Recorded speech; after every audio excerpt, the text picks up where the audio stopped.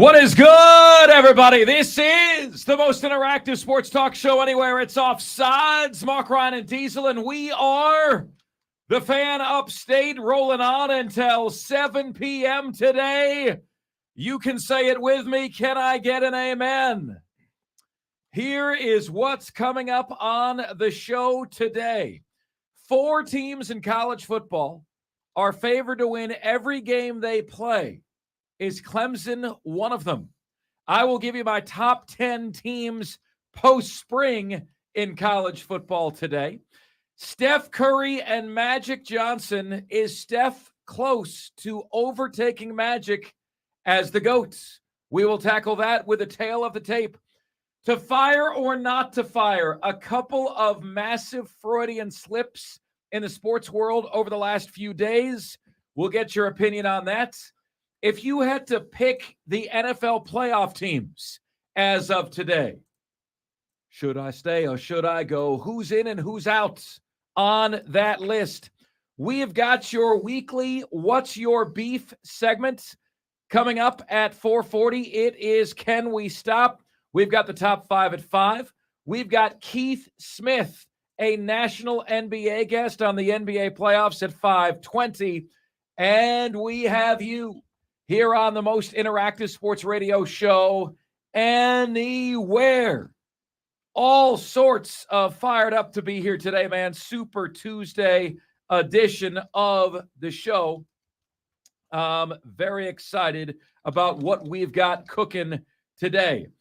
Folks, want to remind you, tomorrow we have a live show at Ingles Markets to my friends in Clemson. We're going to be in you tomorrow. Clemson, South Carolina, Ingles Markets, 854 Old Greenway Highway, store number 93 in Clemson. The full Offsides is going to be in your ear canal from 3 p.m. until 7 p.m. We cannot wait for that experience. Clemson, Ingles Markets, tomorrow, 3 p.m. to 7 p.m. Hope to see you guys out there.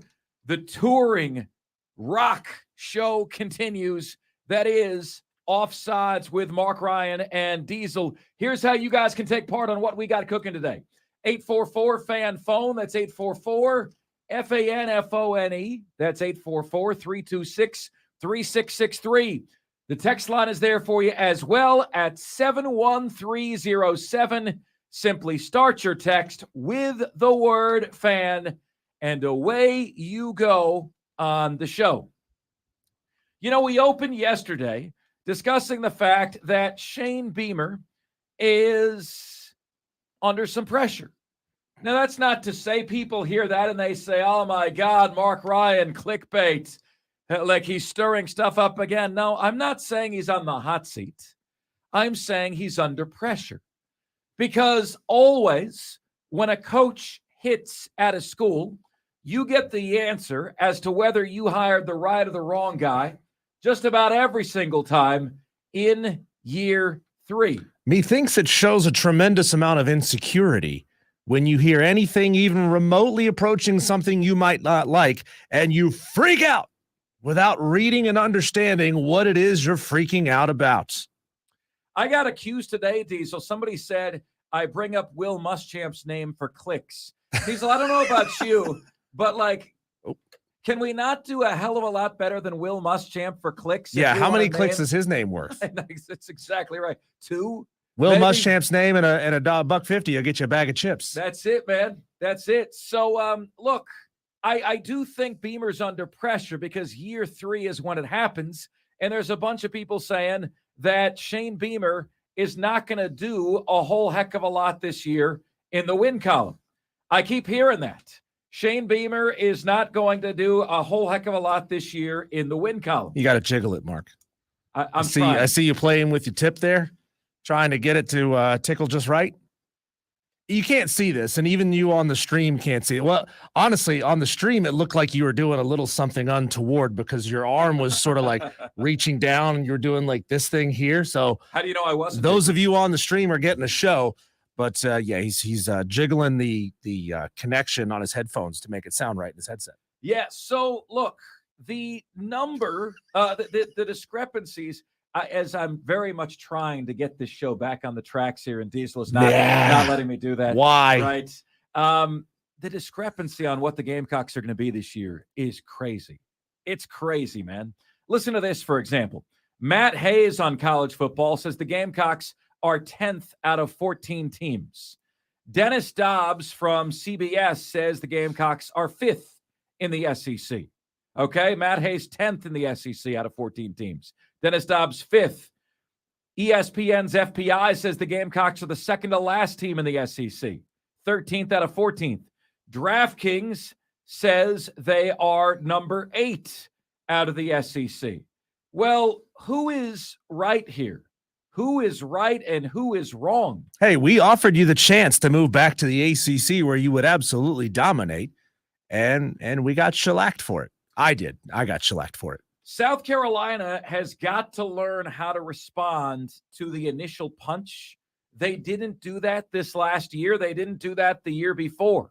In 6 of their 11 losses the last 2 seasons, the Gamecocks could not withstand the initial hit and were routed by the following point totals: 27, 25, 30, 30, 41, and 32 points. When they get punched in the mouth first, they go down and they do not come back up again for air. That is the next step in South Carolina's evolution. But I want to open today on the other side of the coin with Clemson, because you heard me say in the opening tease today, okay? You heard me say in the opening tease that there are 4 teams in college football this year that, according to ESPN's FPI, that are favored in every single game that they're going to play. And my friends, Clemson is one of them.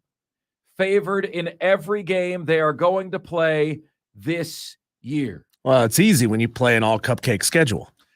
That is true, Diesel, that is true, but there's a couple. Look, Florida State's better. You get Notre Dame again. North Carolina might have the number 1 overall pick in the draft.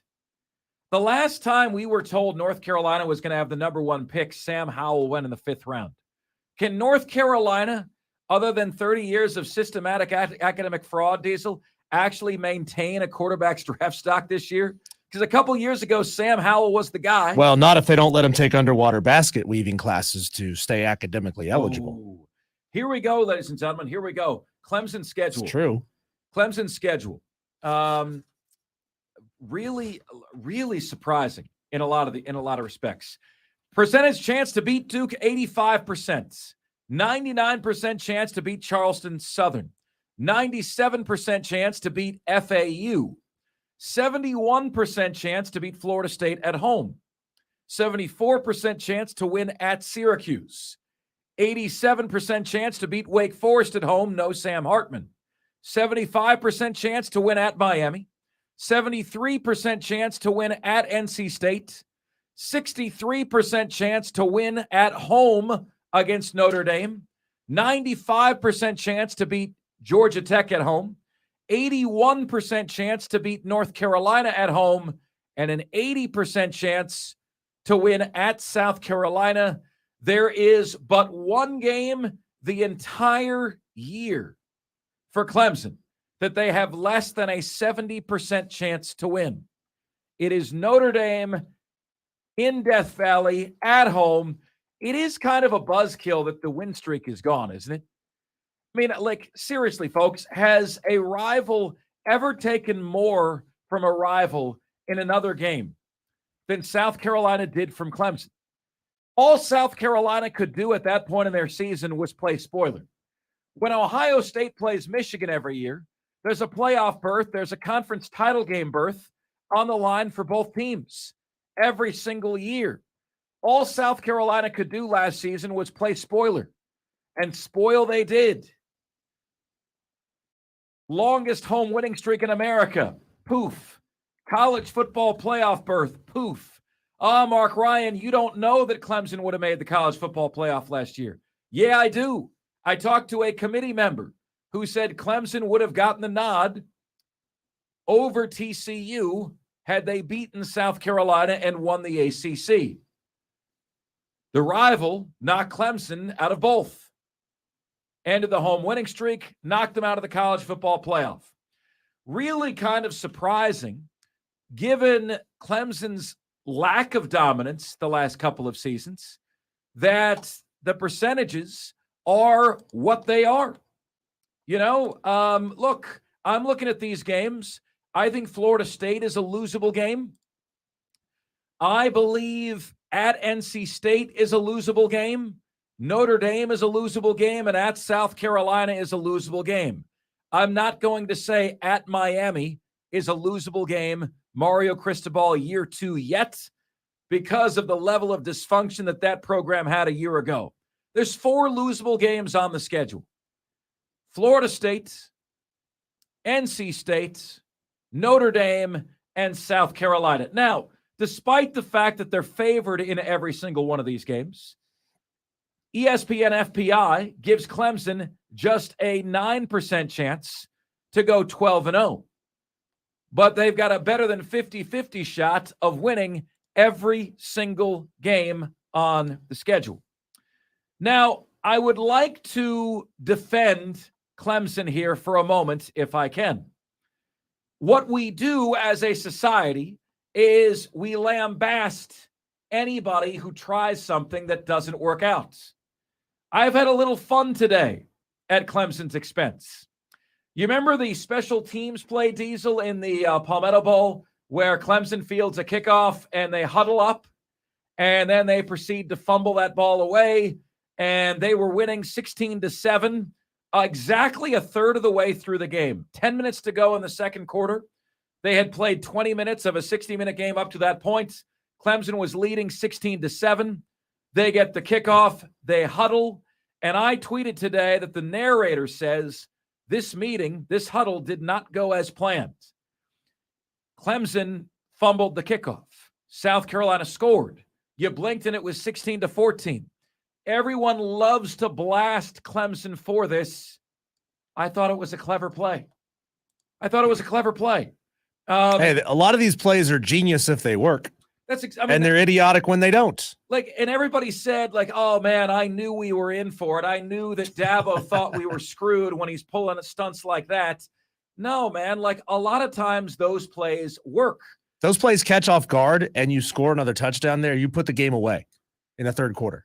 23-7 if that play results in a touchdown.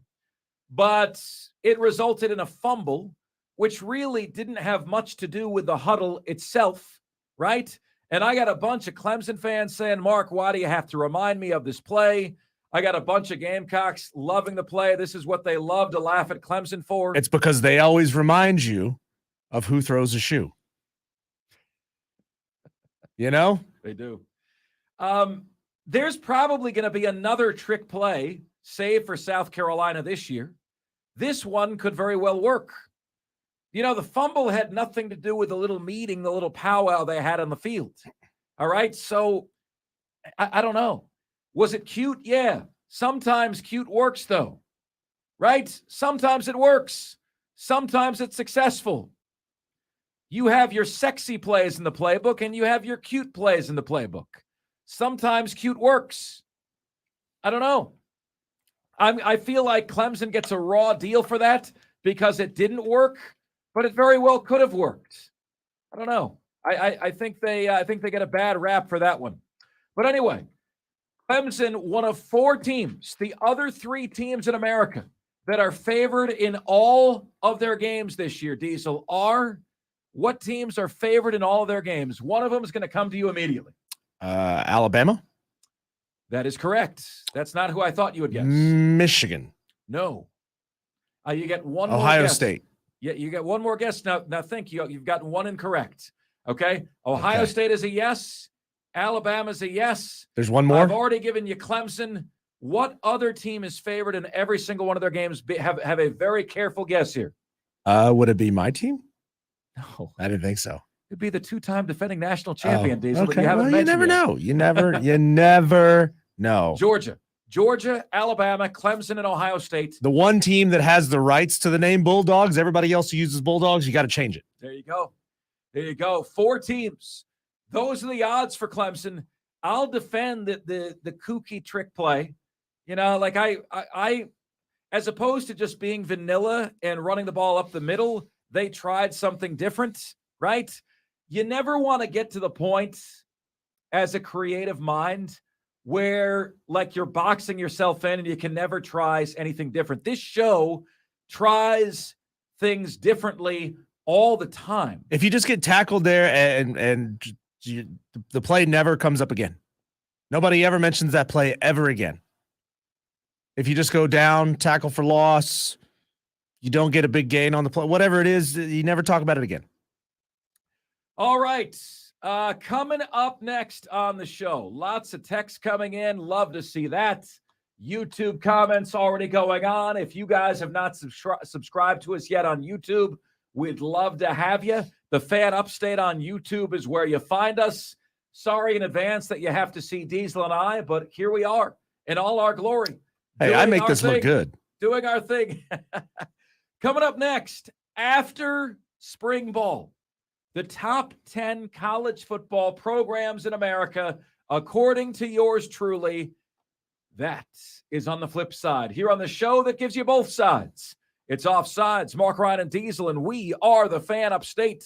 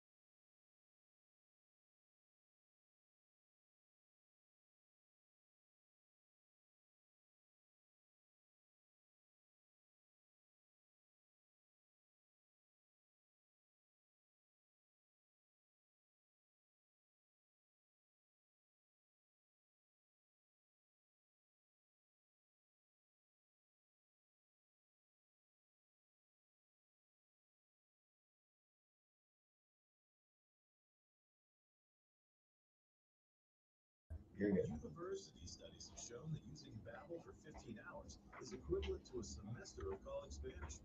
If you want to learn a new language, there's no better way than Babbel. Go to Babbel.com to try for free. That's Babbel.com. Babbel.com. Are foundation issues at your home distracting you from the important things in life? Travis Benson and his team at CNT Foundations can help. You're all right, Gary.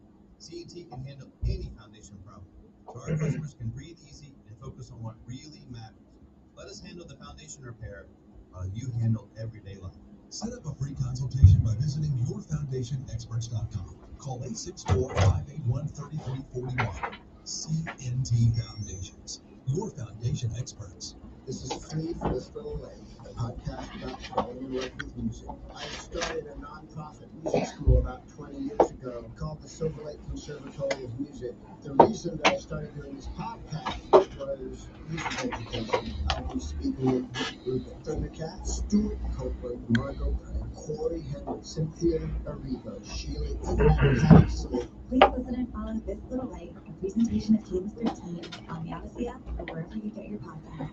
Finding great people to hire can be like trying to find a needle in a haystack, but not with ZipRecruiter. Their powerful matching technology delivers so many qualified candidates, it's like finding a needle in a needle stack. In fact, 4 out of 5 employers who post on ZipRecruiter get a quality candidate within the first day.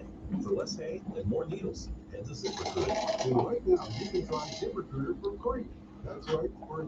At ZipRecruiter.com. Smith and James is up next season. Correct. Okay. ZipRecruiter.com/free. Join Mark Ryan with Offsides. This Wednesday from 3 to 7, Eagles Vikings Clemson. Oh, you sent it to me. Okay, cool. Mark will also be giving away a $25 Eagles gift card. Okay, here we come. This Wednesday from 3 to 7, Eagles Vikings Clemson. Always streaming wherever you are in the Odyssey.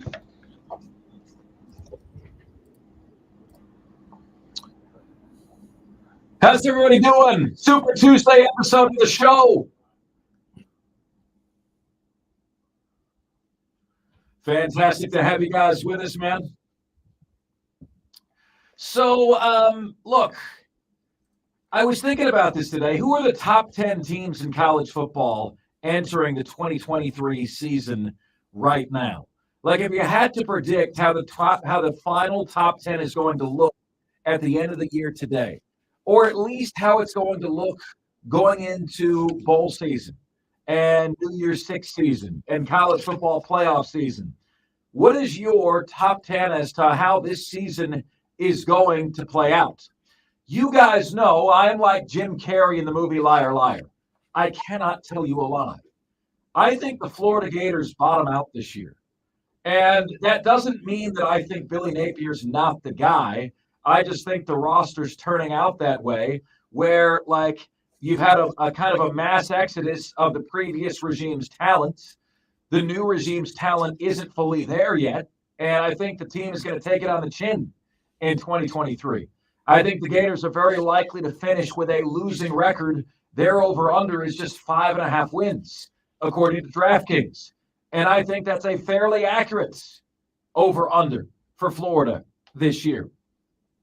So it's interesting. On the opening topic, a lot of you guys chiming in. Texter says, year 3 didn't make or break Spurrier's tenure. Maybe the only flaw in your theory. Texter, there are always exceptions, but what I would say is that Spurrier's era is different than this era. Coaches don't get the time now that they did then. And I understand that Gamecock fans want nothing more than to distance themselves from Will Muschamp. I get that. But right now, Beamer is producing a win-loss record only on par with what Muschamp did. And that's it, right? I mean, we'll see where he is after year 3. I've heard a lot of people say, man, you can't judge Beamer on wins and losses in 2023. And I'm like, what? This is year 3.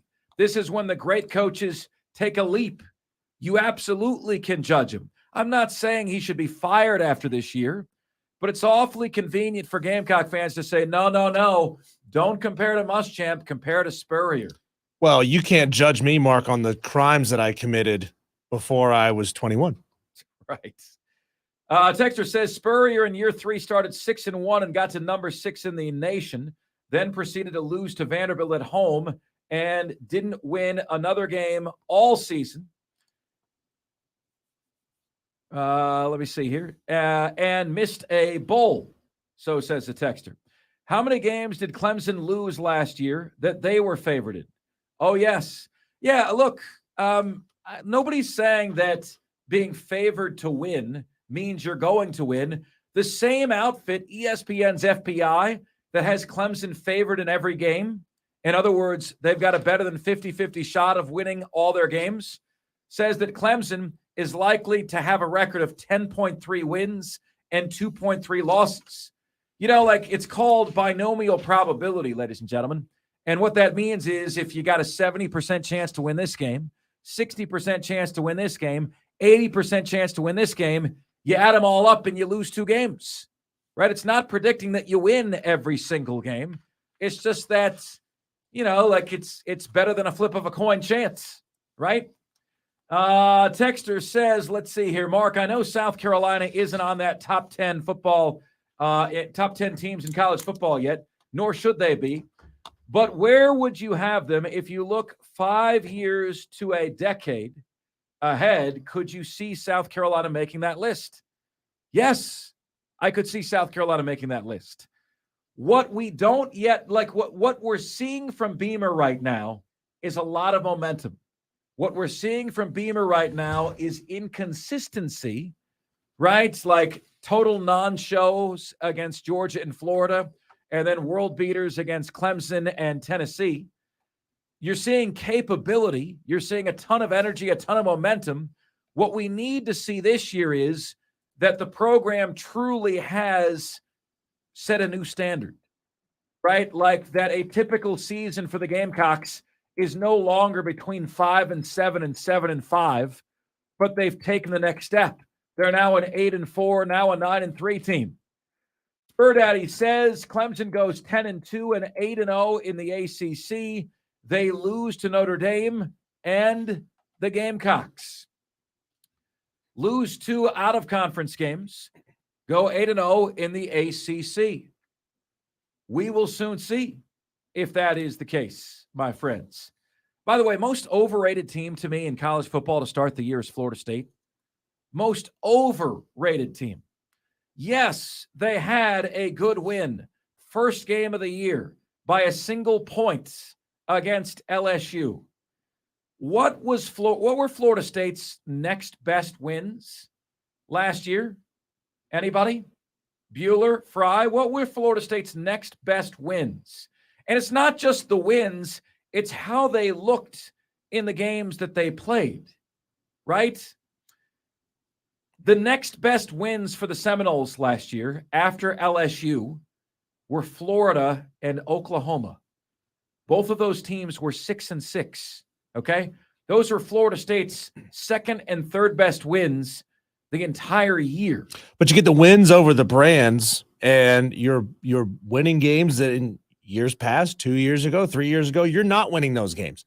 Florida State is not beating a 6-6 Oklahoma. They're just not. So look, sometimes you got to win ugly, and it's the building blocks. And South Carolina is experiencing that too. You have those games that you show that you are world beaters, and then you stumble way back down. It's like watching Anthony Davis play. You know, some nights he'll go out there and put up 27 and be lights out. The next week, the next game, he'll come out and score 4 and look awful. And you're like, oh, okay, that's the Anthony Davis we know. And that's the Florida State that we knew for a very long time. Those are program builders, even if Mark Ryan, the Gator, can't admit it. Well, yeah, Diesel, look, they're program builders, but I didn't think they looked especially good. I didn't think they looked especially dominant. Their ACC record was 5-3 last year. So, I mean, yeah, you're right. I mean, beating Florida, thank you for the compliment, looks good.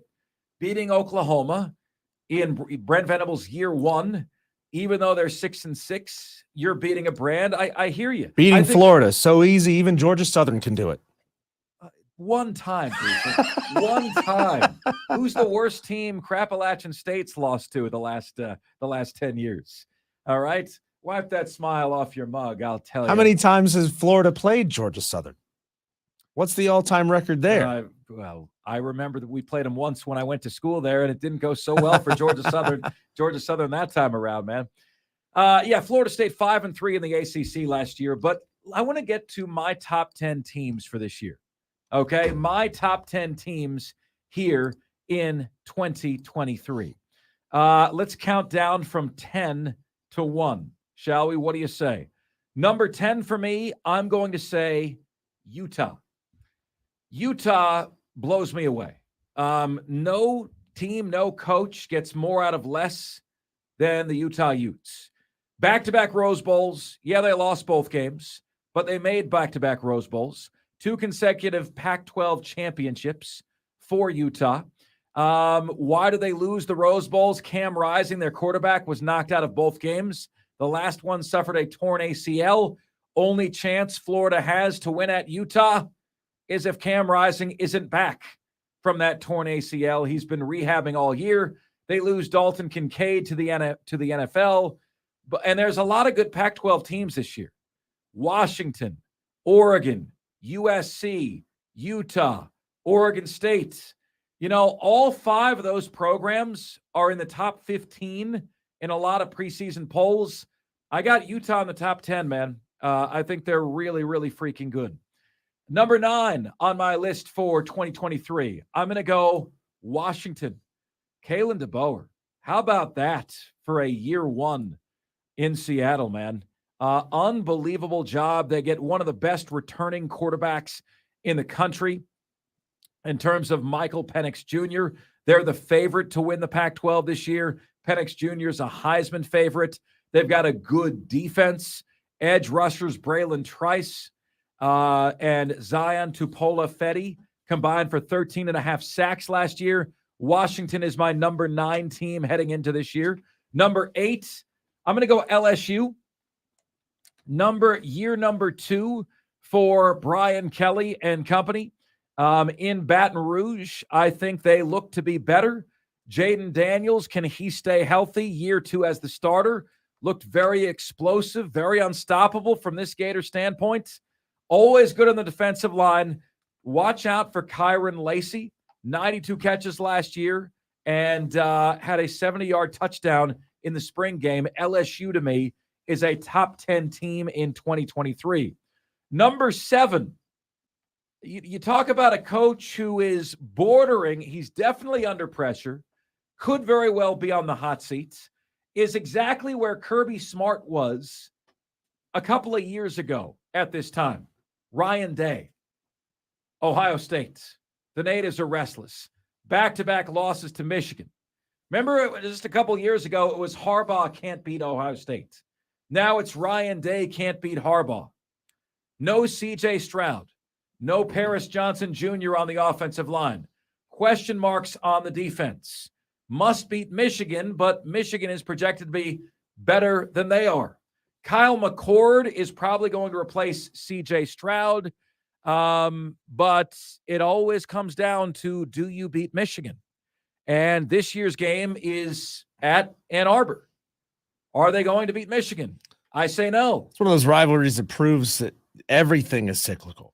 People get, oh, woe is me, doom is gloom, the sky is falling. We're never going to win another game in this rivalry. And then it shifts and goes the opposite direction for a couple of years. Ohio State, ton of pressure. For me, a little better than people think. Notre Dame, I have number 6. They lose Tommy Rees. Tyler Buckner transfers to Alabama.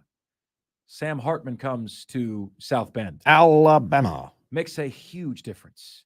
A freaking huge difference. All right?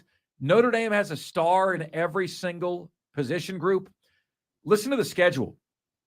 Ohio State and USC on the schedule. Pitt and Wake Forest on the schedule, but all come to South Bend. Marcus Freeman 9-4 in year 1, but 9-2 after starting 0-2. I got Notre Dame number 6, a playoff contender with Sam Hartman at the helm. Number 5 for me, I'll go with USC, which is my first team missing the playoff next year. Caleb Williams against a conference that doesn't play defense is freaking unfair. Dude could throw for over 5,000 yards this year, man. Really, 5,000 yards. If he didn't want to play any defenses, why did he leave the Big 12? Right. They gave up 136 points to Utah and Tulane. In 3 losses, they gave up 136 points. 2 to Utah, 1 to Tulane, kept them out of the college football playoffs. And they add Georgia nose tackle Bear Alexander through the transfer portal. They add Marshawn Lloyd, running back transfer from South Carolina. Marshawn Lloyd, I don't know if he said this, Diesel. Did he transfer from the fake USC to the real USC? Ooh. I don't know if he did that or not. Not sure. But Caleb Williams now has an elite running back there. I'm going to go USC number 5 this year. And these are my teams that make the college football playoff. Number 4, Clemson. Clemson can drop a game and still make the ACC championship game. They can lose to Florida State this year, still make the ACC championship game. Or they could lose to Notre Dame. The schedule is strong enough this year to drop a game and make it to the college football playoff. The schedule strength is very much there. Is Cade Klubnik, Garrett Riley, year one? Is the offense going to be up to snuff? I'm saying yes. I'm saying that they're going to win at South Carolina. I'm saying they're going to win at NC State. And I think they'll split Florida State and Notre Dame at home. They'll win one of those two games. They're going to win the ACC championship. They'll go to the college football playoff with a record of 11-1. Can Garrett Riley get Cade Klubnik up to snuff in year one? Would you guys say there is still a Clemson dynasty right now? Are we still in the throes of the Clemson dynasty? If they make it to the college football playoff national championship game, yes. But you have to make it to the national championship game. If you make it and you get blown out in the semifinal, no, it's over. I think, Diesel, if you have 3 straight years where you don't make the playoff, your dynasty's done. There are some people that think Alabama could miss the playoff for the 2nd straight year this year. Clemson has significantly more pressure. 2 straight years, no playoff. I think 3 years, no playoff, your dynasty is donezo. Can they get back in? Number 3 on my list, Michigan. Good God, man. When I keep looking at this Michigan roster, I'm blown away by what I'm seeing. They get Blake Corum back. J.J. McCarthy comes back. They've returned the best offensive line in America. They've won the Joe Moore Award for the best offensive line 2 years in a row. So you got a returning quarterback, a returning All-American running back, best offensive line. It's going to be bully ball from Harbaugh again, who has just reloaded. There is not a team in college football that has benefited more from NIL than Michigan, who refused to cheat, according to the author John U. Bacon, who joined our show, Diesel. They refused to cheat. Well, now that they can pay players, what has happened the last 2 years? They beat Ohio State. What has happened the last 2 years? They make the college football playoff. When it's no longer cheating, look at what's happening to Michigan. Cue the Jeffersons theme song. Planet. Unbelievable. Number 2, I'm going that was Sanford and Son, wasn't it? Oh, yeah. Jeffersons is moving on up. You're right. To the east side. That's not bad. It's not bad. Good call. I got Michigan, number 3. I'm going to Alabama, 2. Now, this is higher than other people have Alabama. Higher. Because they're losing Bryce Young. Is it going to be Notre Dame transfer Tyler Buckner? Is it going to be Ty Simpson? Is it going to be Jalen Milroe? When Jalen Milroe subbed in for Bryce Young, Alabama could no longer throw the ball. That's a huge loss, but you know as well as I do, Nick Saban's going to figure that out. They're going to figure that out. Nick Saban has never missed the college football playoff 2 years in a row. I don't see it happening. Dennis Dodd says Alabama's number 6. I say they're number 2. And, of course, I've got Georgia at number 1. They are stripped bare by the NFL every single year. But the schedule for an SEC contender is the biggest joke I have ever seen. Okay? The non-conference schedule is out and out shameful. They probably will not be challenged until November when they play Tennessee. No offense to South Carolina on the schedule in September. But as we shared with you yesterday, according to ESPN FPI, Furman has a better chance of beating South Carolina than South Carolina does of beating Georgia. Ay caramba. Kirby Smart has the nation's largest recruiting budget by almost 2-1. $4.5 million recruiting budget. 24 years younger than Nick Saban. And there's not expected to be much of a drop-off between Stetson Bennett, the departing Stetson Bennett, and incoming Carson Beck, who has been in the system now a few years. The age difference between Kirby and Nick is 1 year away from being able to rent a car. Yeah. Unbelievable. Right? Why can't you rent a car at 21? What's up with that? Why do we have these arbitrary 18 to buy cigarettes, 21 to buy alcohol, 25 to rent a car? What is this? Kirby's 47. I'm going to be 46 this month. Ugh. So you got that going for you. Listen, Diesel. Which is nice. Diesel, it's very possible that the first couple of digits on my salary and Kirby's are the same, He just has me by about 3 or 4 zeros. That's all. That's the only thing that's missing from he and I. Anyway, yeah, you're gonna have to folks, get exponential to describe the differences in your savings accounts, though. there's my top 10. Georgia, Alabama, Michigan, Clemson, USC, Notre Dame, Ohio State, LSU, Washington, and Utah. Where did I hit? Where did I miss? My top 10 teams in college football in 2023.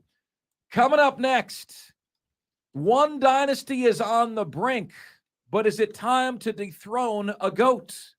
We'll tackle that when Offsides continues. We are the Fan Upstate.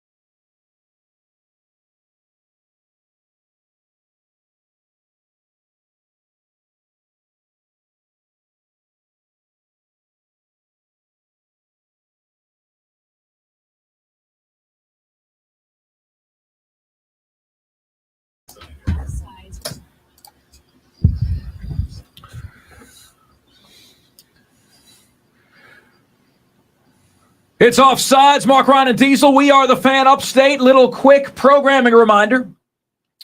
Diesel and I are giving shout-outs at the end of the show to the best engagement or contribution we get on every single platform. All right, the best tweet that comes into the show during the show. The best text that comes in during the show. The best YouTube message that comes in during the show. At the last segment of the show is always the best thing we heard today, which is where Diesel finds something kind of funny or kind of dark, and we've got some crazy audio to share with you. Right after that, we will give shout-outs to the best tweet, the best call, the best YouTube message, the best text message that comes in during the show between 3 and 7 p.m. So that is something to keep in mind for you. Let's see here. Texter says, I'd rank Clemson number 12, FSU number 15, and the Gamecocks number 19. Texter says, my top 10 would be Georgia, Michigan, Alabama, Ohio State, Notre Dame, LSU, Southern Cal, Washington, Penn State, and Utah. I think, Texter, great minds think alike. We had 9 of the top 10 same teams. I did not have Penn State in my top 10. Texter says, LSU is my pick to win it all. They bring back more returning starters than any team in the SEC. Texter says, Missouri was a combined 21 points from winning the East. They're the sleeper in the East. Yeah, they're going to be put to sleep, Texter. They're going to be put to sleep. They're not the sleeper. They're going to be put in the sleeper hold very early in the season. All right. So there you go. 71307 on the text line is where you can get to us. Want to remind you guys that tomorrow we are going to be, again, a live show, Ingalls Markets, Clemson, in Clemson. Tomorrow, 854 Old Greenville Highway, full live show, 3 p.m. to 7 p.m., Offsides live on location. If I haven't had the chance to meet you yet, I would absolutely love to.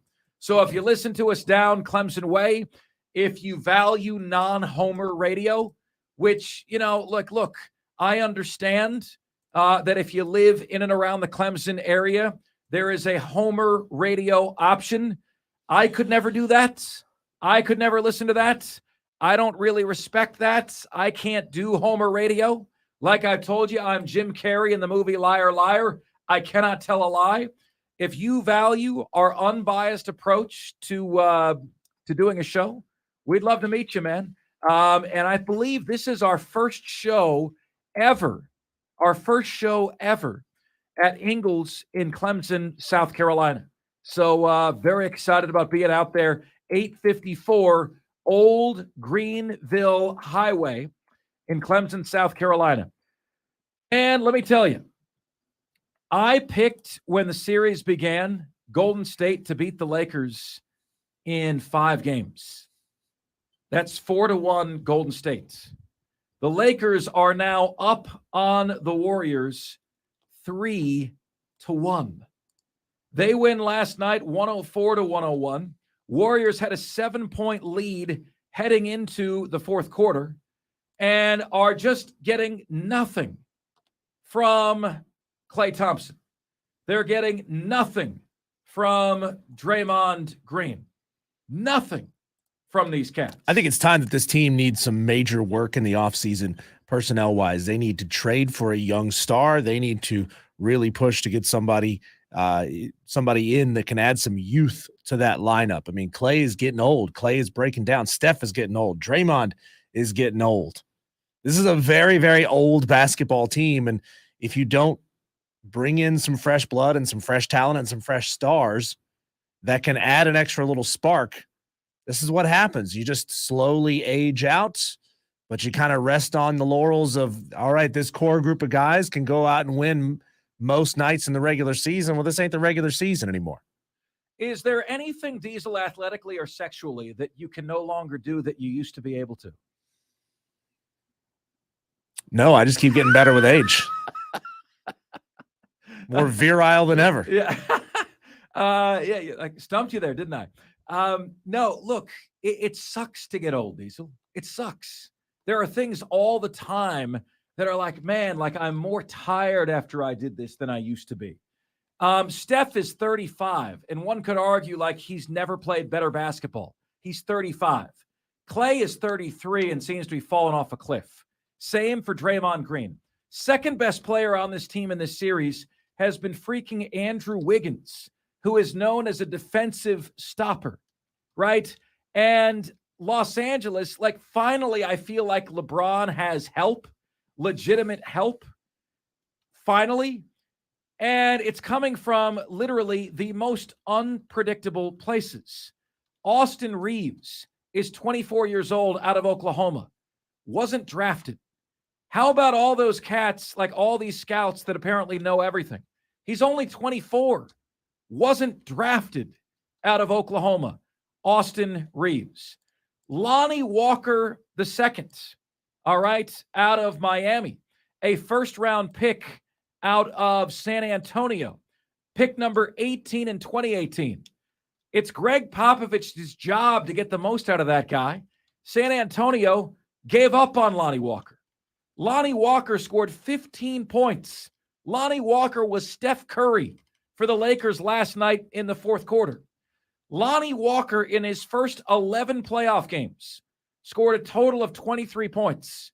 Lonnie Walker, in his last 2 playoff games, has scored 27 points. Lonnie Walker and Austin Reeves, cast off by the crappy San Antonio Spurs, undrafted by the NBA, are the reason why the Lakers are ahead of the Golden State Warriors right now. Undrafted Austin Reeves, 21 points. Given up on Lonnie Walker, 15 fourth quarter points. That's the difference. Golden State has no version of that. And Golden State has no Robin to Steph's Batman. Jordan Poole last night, making $30 million a year. No points. No points scored. Freaking pathetic. Klay Thompson, 9 points scored. Draymond Green, 8 points scored. Pathetic. Be better.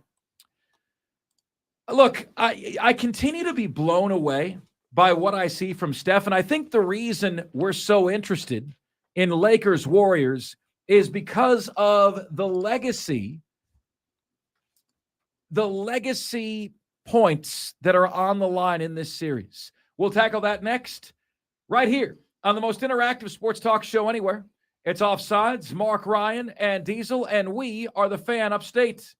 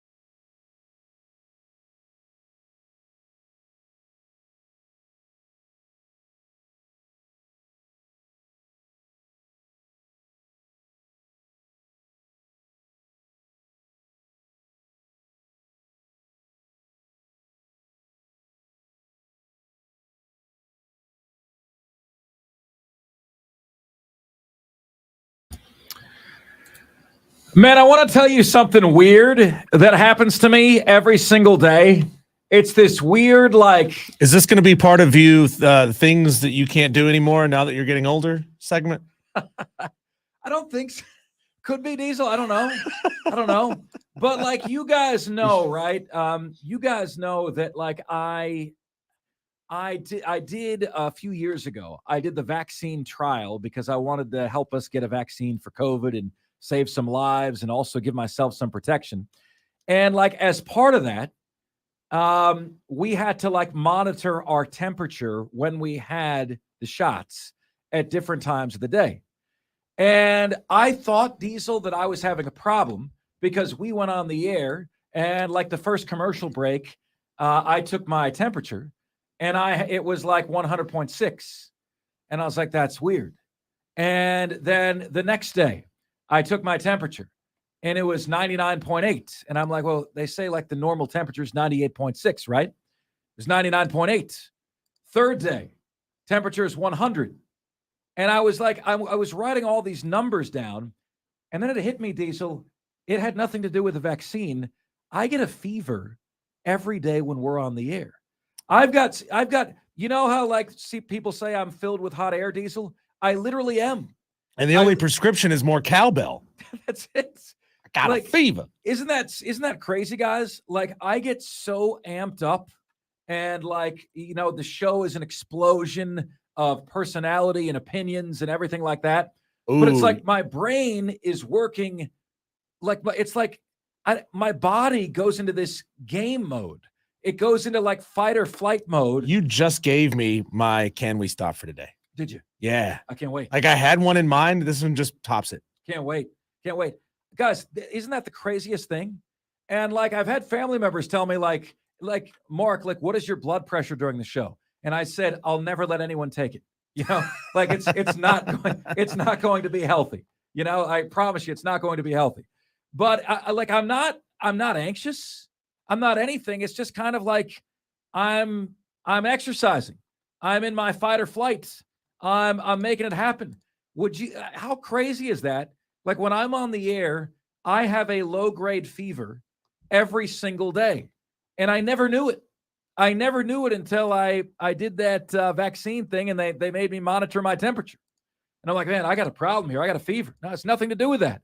It's just my body's reaction to being on the air. It's like, just imagine what's going on in my brain, you know? 71307 on the text line is where you guys can get to us here on the show today. Coming up in the very next segment, we have two major missteps by media members. Which one of these two guys would you fire? Would you can both? Would you keep both? We've got the audio for you on the show today, and collectively, together, we will make a decision. Diesel, I think on that topic, you and I are prone to be more gentle than the public would because we understand how easy it is to slip up and say something you're not supposed to say. But in this case, I will recommend that one person be fired and one person be spared.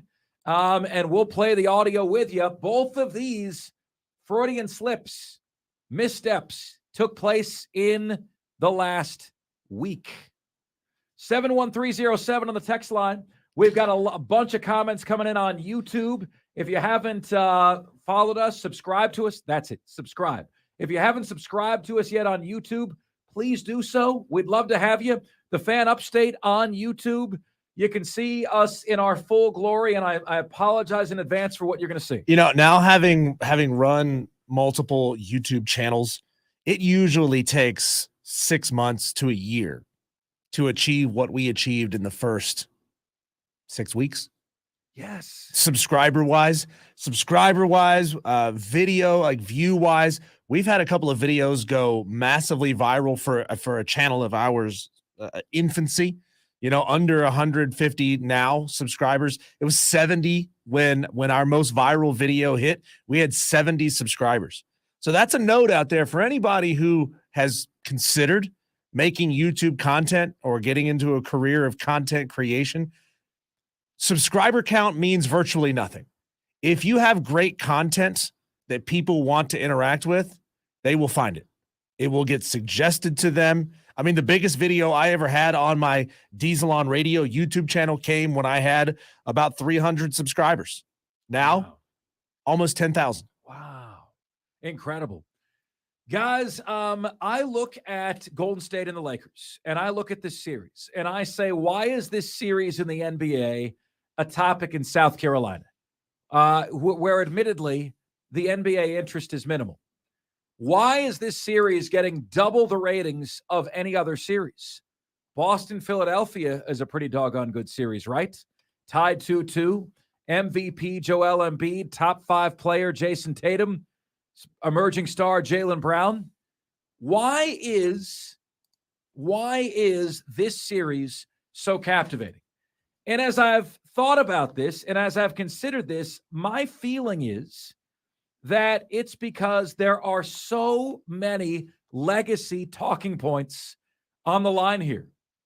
Now, I would never put Steph Curry above LeBron James on the all-time hierarchy of basketball players.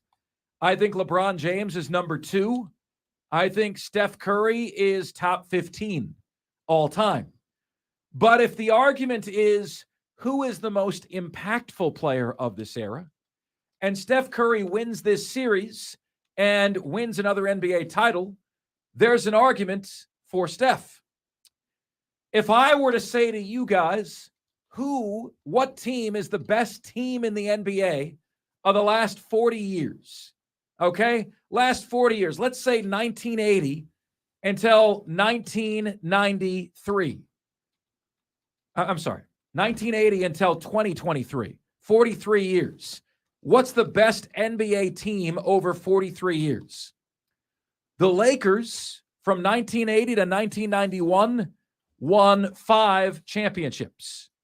Okay? That Laker dynasty, the Laker dynasty largely of the 80s, 1980 to 1991, 5 titles.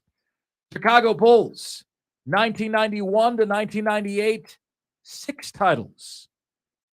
The Golden State Warriors from 2015 to 2022, 4 titles.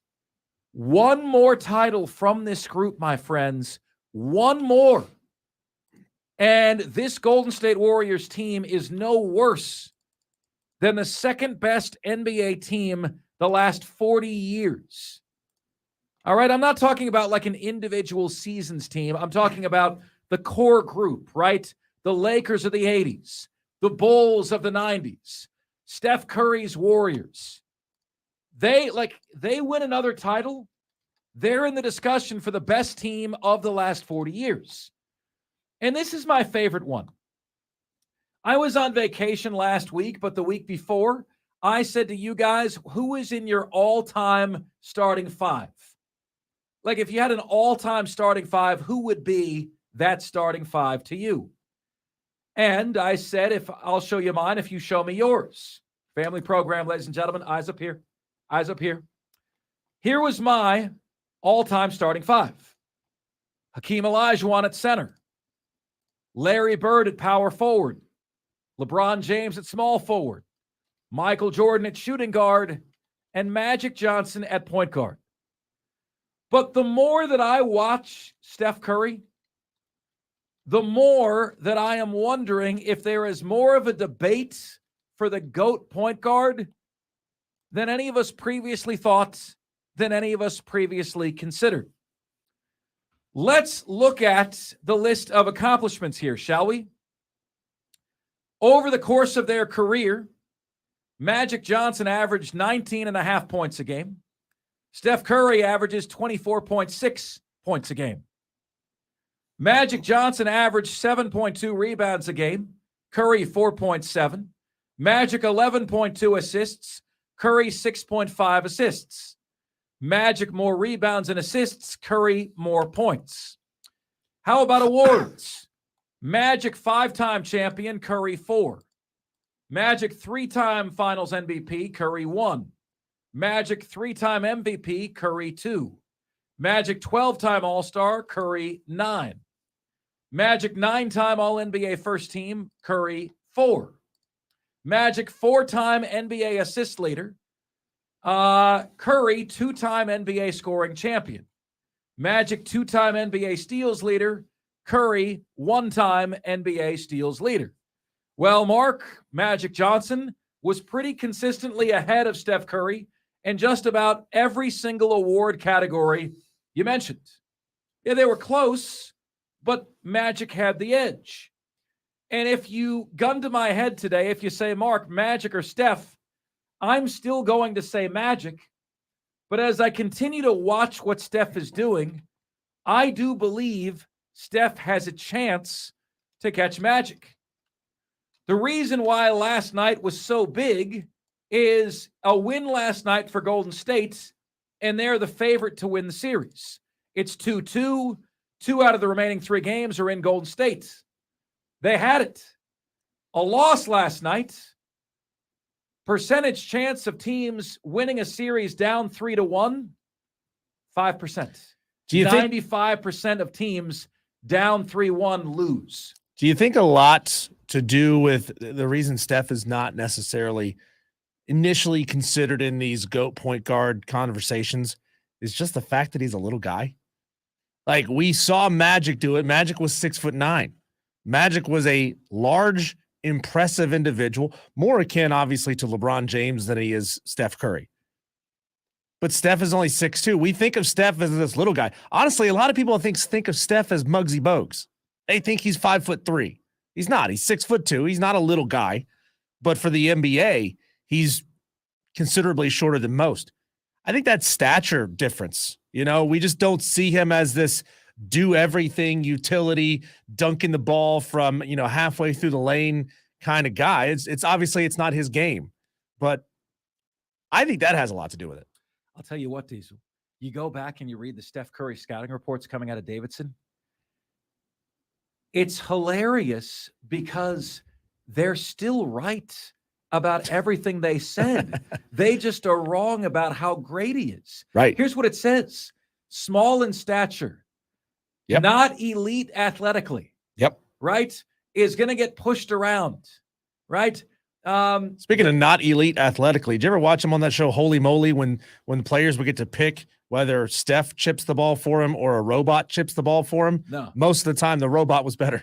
Oh, wow. Yeah, but it says not elite athletically. Right. It says small in stature. It says will struggle on the defensive end. All those are true. The one thing they were wrong about is that it says will struggle to find his shot. Well, that clearly hasn't happened, right? But what he is great at is IQ, ball handling, and shooting, drive, and work ethic. That's what he's great at, man. What do you guys think? Does Curry have a chance to supplant Magic as the best point guard ever? Let's close this with this. Let's do a tail of the tape, Diesel, me and you. 8 different categories. Curry versus Magic. Okay? 8 different categories. Court vision, Magic or Curry? Magic. I say even. I didn't know that was an option. I thought we had to pick one. Okay. I say even because of how Curry can see offensive opportunities. Handles, Curry or Magic? Curry. Shooting, Curry or Magic? Curry. IQ, Curry or Magic? Curry. I say even. Passing, Curry or Magic? Magic. I say Magic. Scoring, Curry or Magic? Oof. Yeah, that's a tough one. I'm gonna say Curry. Scoring is Curry. Defense, Curry or Magic? Magic. Rebounding, Curry or Magic? Magic. Diesel, you and I, okay. You said IQ was to who? Curry. Okay. So on your list, you had 4 for Magic and 4 for Curry. On my list, I had 3 for Magic, 3 for Curry, and 2 evens. When you look at the actual traits of the 2 players, the most important traits that you could put together for them, they're exactly even, brother. And this was going off feeling. I was not at least looking at statistics. I don't know about you. Oh, yeah, no, this is on feeling. Yes. Right. This is on feeling. And I would argue that whereas Draymond is probably going to make the Hall of Fame and Clay has a good chance to make the Hall of Fame, that there was no Kareem Abdul-Jabbar on Steph Curry's team. There, maybe the second best Warrior is not as good as James Worthy. Like if he had a 7'4", 7'5" center on his team, just imagine how many more titles this Warriors team would have won. Insane. Absolutely, positively insane. 71307 on the text line. Texter says, Mark, you get a fever every day on the show. So did you have to report to them that you were running a fever every day? I did. Like I had to report to them. And like I was worried about it because I'm sitting here on the show and I'm like, I don't feel like I have a fever. This is crazy. And then like I just started doing it every day. And every day I had no fever at 2:30. I had always a fever at 3:30. Every single day, fever at 3:30 when I'm in a commercial break on the air. And so then I would do the same thing. I do it like I last did it like a year ago. And the fever was still there, not anywhere close to, having any vaccine or anything. Fever still there. I then did it on days where I don't have a show and there's no fever. Okay.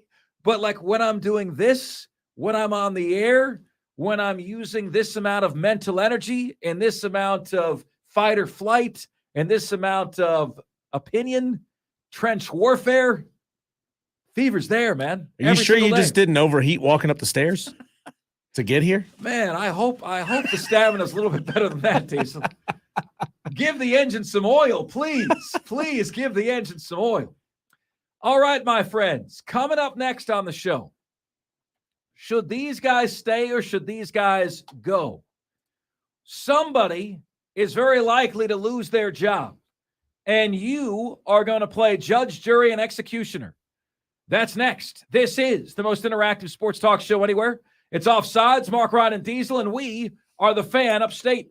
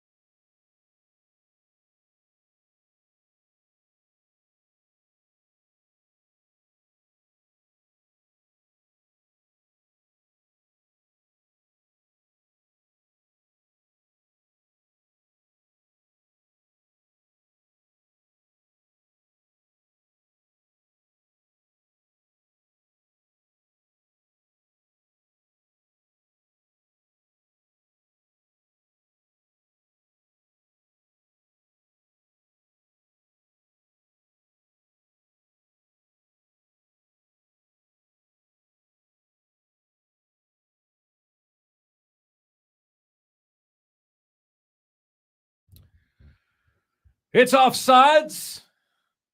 Diesel and Mark Ryan with a fever. Here on the Fan Upstate, Ron says, Mark, you have a serious case of allergic to work. You need medical care immediately. I'm sorry, boss. I will not be able to come to work tomorrow. For some reason, I get a fever in the middle of every show, and I have no idea why. It's only when I'm on the air, never when I'm off the air. So it'll be exactly like it was for the first year and a half after the pandemic, where you didn't come to work. You just work from home every day.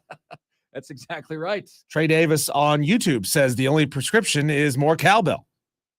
Oh, yes, Trey Davis. Yes, buddy. And Steven would like us to figure out how to do the live shows when you're on location at Ingles Markets. To which I said, Steven, why don't you just come out to the show and see it for yourself? That's it. Live buddy. and in person. I bet you're the type of guy, Steven, who films an entire concert and posts it on Twitter so that all your friends can see where you were. Come out to the show. Yeah, man. Come out to the show. Look, we'll be in Clemson tomorrow. Looking forward to it. We kind of do this traveling road show every other week. We're out at Ingles, and we're going to be at 854 Old Greenville Highway tomorrow for the live show, man. We look forward to it. First time. We've done shows in Seneca. I don't know if I've ever done, I don't think I've ever done an Ingles show in Clemson. So we're absolutely positively looking forward to being out there. And great chance to hang with you guys, man. Great Mark, chance to hang. Yeah. When you are at concerts, I don't know, how many concerts do you go to anymore? Maybe one a year. One a year? Okay. Are you a get out your phone, take lots of pictures and videos during the show kind of guy? Or are you put your damn phone down and watch the show? Okay, so you're getting me in trouble at home. Mhm. I don't like you for this. I really don't. Because Angela films everything. Oh, God. And I'm always like, babe, like live the moment. It's never going to sound nearly as good when you're at home. Angela, stop doing that. You hear that, babe? Angela, stop doing that. Doesn't make any sense. You're dropping $30, $40, $50 for a ticket, and you're putting your phone up. Most of the time, you're watching the show through your phone screen, which doesn't make any sense. You got it right there at HD, right in front of you, but you're watching this little phone screen instead. And then, how often do you really go back and watch it after the fact? Like, you may watch the clip one time. You're like, oh, yeah, I remember when that happened in the show. You might watch the clip one time. It doesn't sound anywhere near as good on the phone as it does in person. Put your phone away. Put your phone away and watch the show. Plus, everybody behind you hates it when you hold your phone up for the entire show. Stop. Sweetheart, I got to be honest with you. I agree with Diesel on this one. I agree with Diesel. You know I agree with Diesel. We've had this discussion. Uh-huh. We have. I think it's okay to get one or two a couple of pictures during the set, like if there's a cool backdrop, if you want to catch the clip of this one part of the song that you like so much, but otherwise experience it face to face. 100%. Like I remember in the movie Batman, The Dark Knight Rises. So the third Christian Bale Batman movie. He had this technology. He got out of his Lamborghini, pressed the button, and everybody's devices shut down. God, I wish we had that at concerts. Ladies and gentlemen, this next segment is going to make you uncomfortable. It's going to make you uncomfortable because I need you guys to be judge, jury, and executioner. Diesel, I think this is potentially a topic that could get a lot of engagement on social. And it's because we are giving you guys the power. You are now the president of the Oakland A's. I got the power. You are now the athletic director at West Virginia. West Virginia University, Diesel, is that right? It is WVU. West Virginia University. You are now the athletic director there. You have had employees open mouth and insert foot in egregious ways. Okay? Very egregious ways. Now, Diesel, I'd like to get to the Oakland A's announcer, Glenn Quipper, first. Glenn Quipper dropped the N-word on air. And I actually believe of the two, this is the guy that I would punish but retain. Okay? Bob Huggins is the other. Now, I didn't know if Diesel was going to do this for me today because I thought I was going to get back from Diesel I've showed you how to do the edit. Oh, I thought it. Yeah. I thought it. Yeah. So Diesel has shown me how to do the bleeps, but Diesel, I have no interest in getting cut off the air because I didn't do the edit right. Yeah. This is too serious for that. Well, We can't have these words go out over the air. I have shown Mark how to do this edit multiple times, and he still hasn't figured it out, which I assume is exactly the way the first couple months and years of his sex life went. Right. You know, he had to be shown how to do it over and over and over and over again before he finally got it right. How are you convinced, Diesel, that it's still not that way for me? How are you convinced? Most of the time when I see Angela, she's got a smile on her face. So you must have figured it out by now. 60% of the time, it works every time, Diesel. Okay, there you go. So anyway, this first incident is Oakland A's announcer Glenn Quipper. And Glenn Quipper intends to say Negro Leagues. Okay? Yeah, they had been to the museums of the Negro Leagues. Right. That is not what came out of Glenn Quipper's mouth. I am praying that Diesel has this edit here correct. This is why it's not that I want Diesel to get in trouble and me to be safe. It's that I don't trust myself to do this correctly. Here's what it sounded like on television on the Oakland A's broadcast. We had a phenomenal day today. League Museum and Arthur Bryant's Barbecue.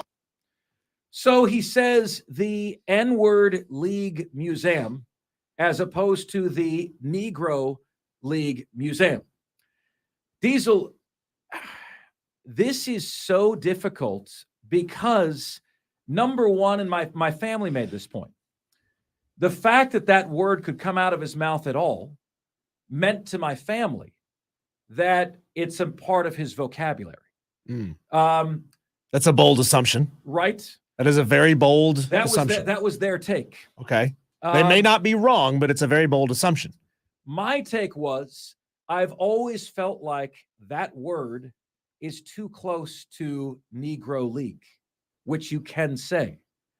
It's too close in sound and style to that word. To anyone saying that announcer needs to be better, you're right. To anyone saying that can't slip out of your mouth, you're right.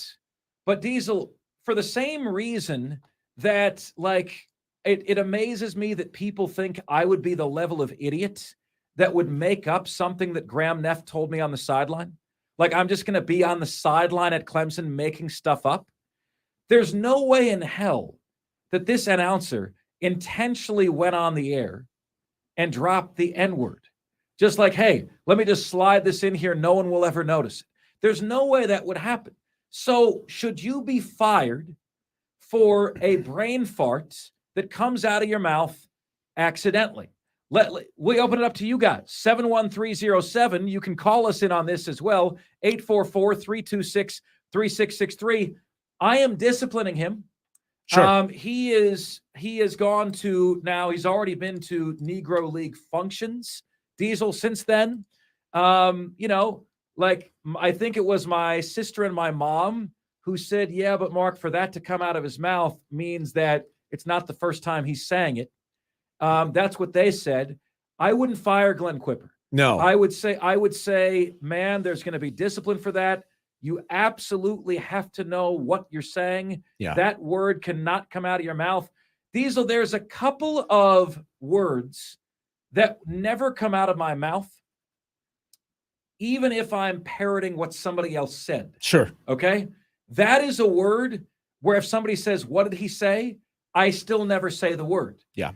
GD is the other word that I do not say, even if I'm parroting what somebody said in a movie, or just about every other word I will say if I said this guy said this. Don't take Mark to hip hop night at the karaoke club. No, definitely not. It's going to be a rough night for him. Definitely not. Definitely not. But I don't think he should be fired, Diesel. What say you?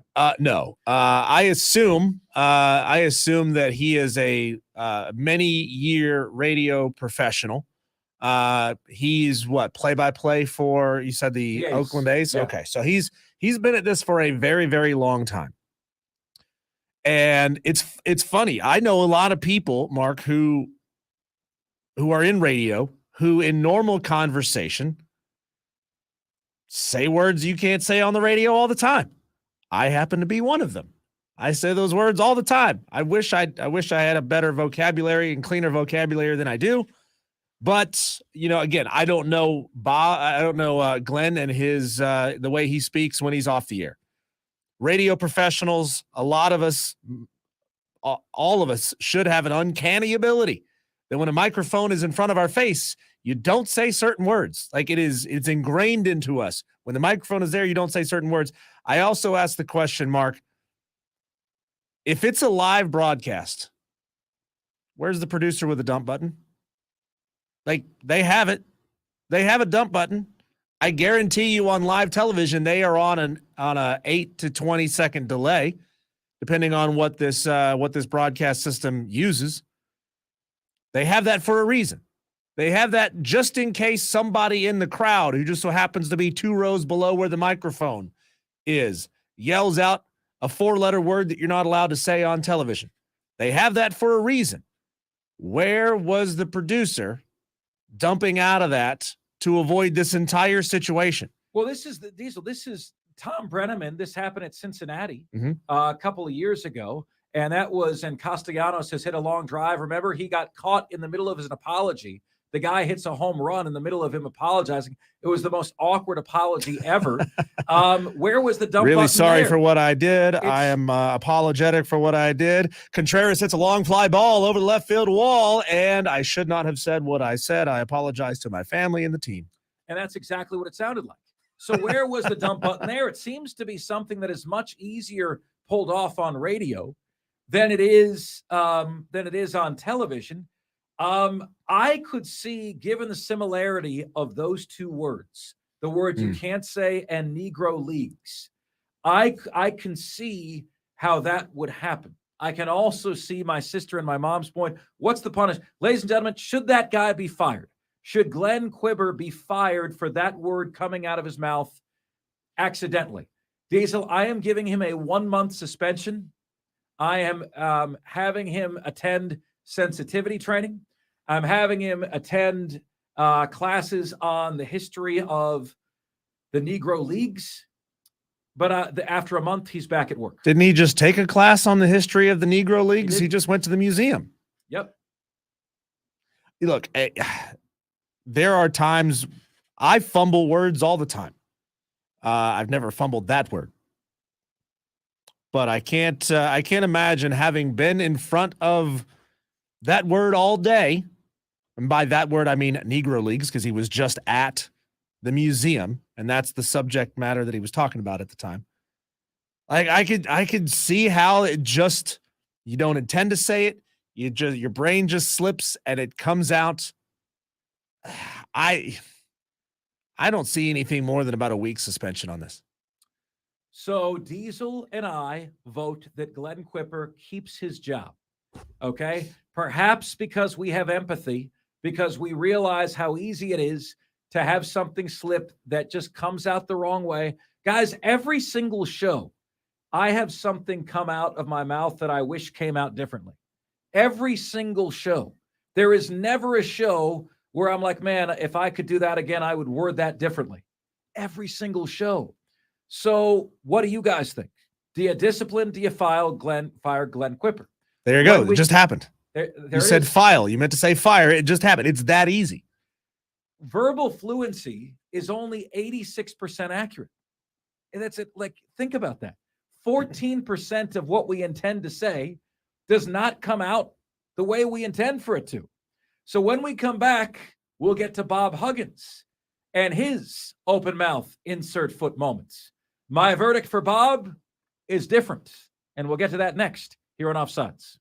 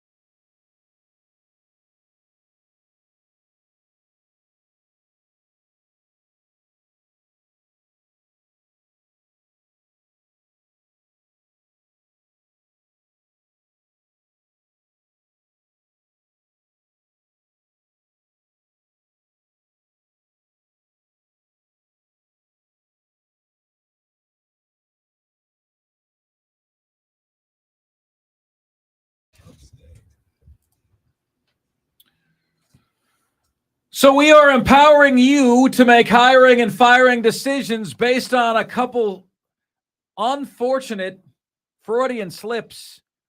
Intentional or unintentional, it's up to you to be the judge. Now, here's the problem. There's a writer, Karan Phillips, for Deadspin. He says the following: if you're mad at one of these guys and shrugged at the other, you're part of the problem. That's what he says. He says Bob Huggins knows what happens when you use a gay slur. Glenn Quipper understands the power of the N-word. They deserve everything that comes their way. If you're mad at one and shrugged off the other, you're part of the problem. But Karan, your statement does not account for intent. It's up to us in this situation to try to gauge intent.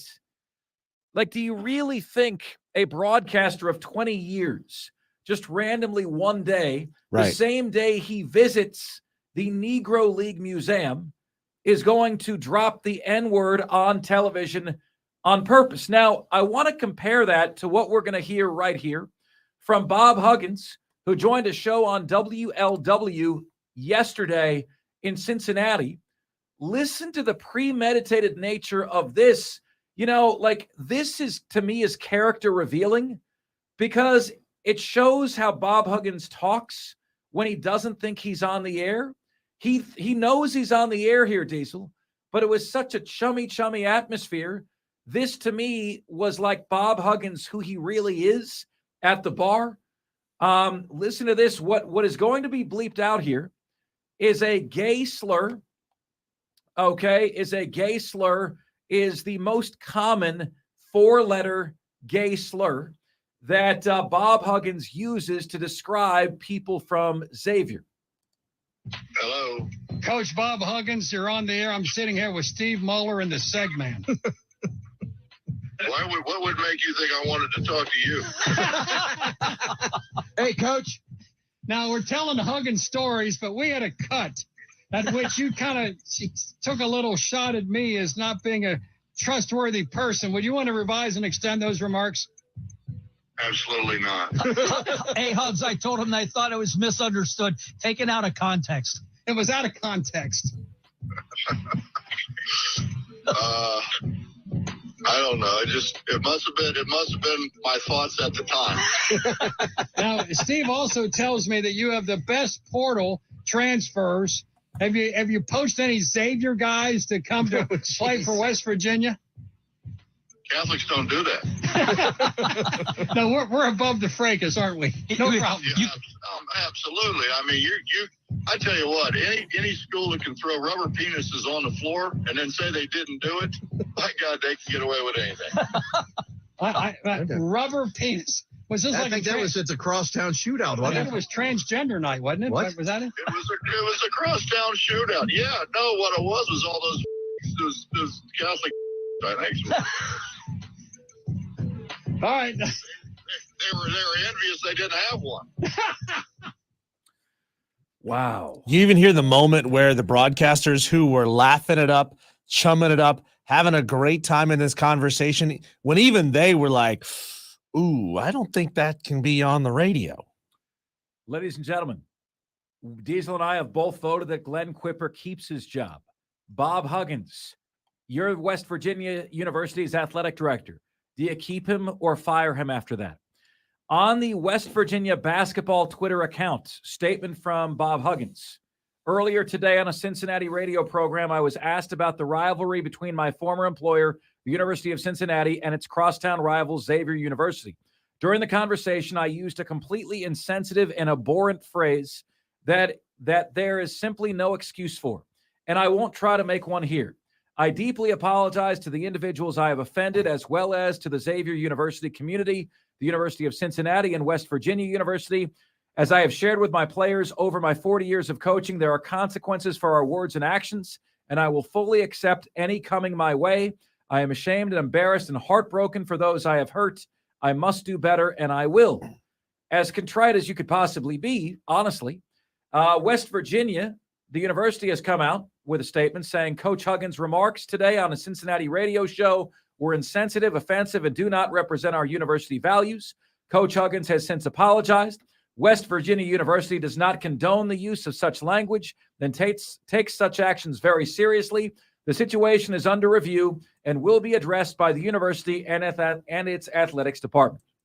Diesel, Bob Huggins should be fired. Yes. Greg Quipper should stay on with a punishment. That is my ruling. Agree or disagree? I agree fully. This one was a guy who had literally been faced with the word all day while at a museum. He accidentally let the word slip that shouldn't have slipped, or maybe it was just a Freudian mistake. Bob Huggins was in the zone in that conversation. He was throwing out sharp quip after sharp quip the entire interview. Bob Huggins was feeling the moment, and he let fly something that he knows he can't say on the radio, but you can tell. You're right. That is a character revealing moment. You know that's the way this guy speaks on a daily basis when there's no cameras around. And honestly, Diesel, that's what I've always felt about Bob Huggins. Have you? You know? And unfortunately, Diesel, do you know the stereotypes that West Virginia has to deal with? Right? Yeah, That backwoods. state that they have to deal with, right? If they keep Bob Huggins, It confirms stereotypes. You know, there's a large percentage of the population that would feel exactly what you just said, that it confirms the stereotypes, that Bob Huggins is one of them, and that this is who we are, and therefore that this is okay. I'm seeing reporters from the area saying that the majority of West Virginia Mountaineers fans accept the apology and want Of Bob course Huggins, they do. Want Bob Huggins. Of course they accept it because he wins them games. Wants him to remain on as head coach. You got to fire him there. Like that isn't a whoopsie. I don't know how verbal farts. The wrong thing came out of my mouth. I meant to say I sit down. Instead, I added an H. This isn't that, Diesel. This is character revealing. You got to make the move there. What do you guys say? 844-FAN phone. That's 844-326-3663. Your YouTube comments, your texts, your tweets, your calls, all. And the top 5 at 5 coming your way next, right here on Offsides. We are the Fan Upstate.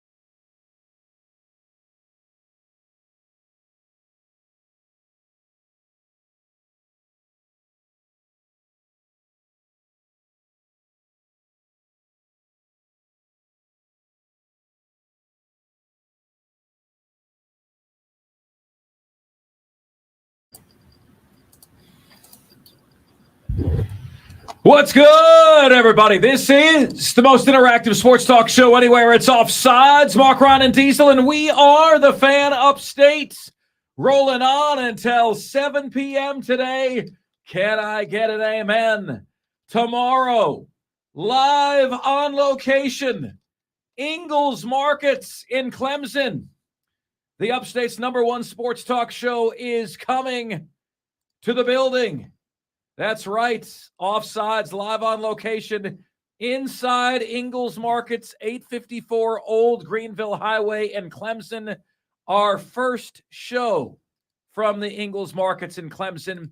If you are in the area, around the area, have a free afternoon, want to swing by and say hi, it would be awesome to have the chance to meet you. Full show of Offsides tomorrow at Clemson, 854 Old Greenville Highway, right here on the Fan Upstate. I told you, right? I told you, like the last topic was going to make you uncomfortable. If you get in your car at 5:04 and you're like, Mark, I just got off work, I don't know what you're talking about, you will.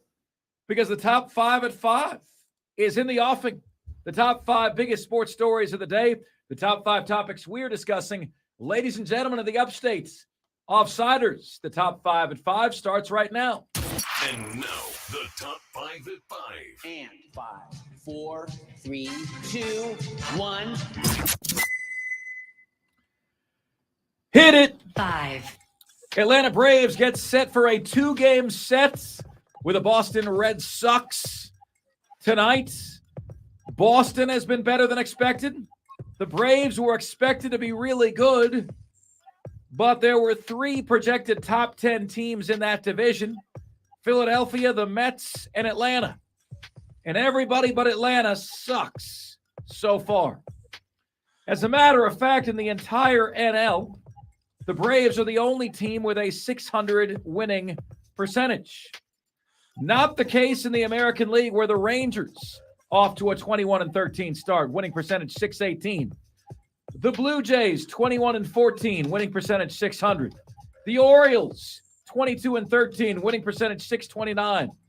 And how about the team everybody wants to doubt, the team everyone's expecting the wheels to fall off on, the Tampa Bay Rays, record of 29-7. How about the Yankees in last place right now in the American League East with a winning record, 19-17?